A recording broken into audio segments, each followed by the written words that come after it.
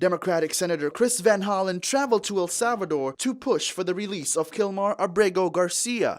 Garcia, a Maryland resident, was deported last month despite a court order preventing his deportation. Van Hollen called his removal illegal. The Trump administration has admitted in a federal court in the United States that they had erroneously abducted Kilmar Abrego Garcia. Now, CTV has learned that Van Hollen spoke with Salvadoran officials, including Vice President Felix Ulloa, to push for Garcia's release, but he was not allowed to see Garcia due to security concerns.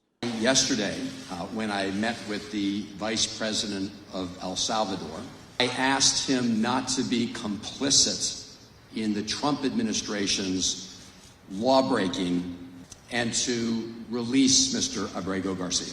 While Democrats are supporting Van Hollen, both President Trump and Salvadoran President Nayib Bukele said last week that they have no basis to send Garcia back, despite a unanimous Supreme Court ruling calling on the Trump administration to facilitate his return. How can I return him to the United States? Like I smuggle him into the United States, or what do I do? Of course, I'm not going to do it.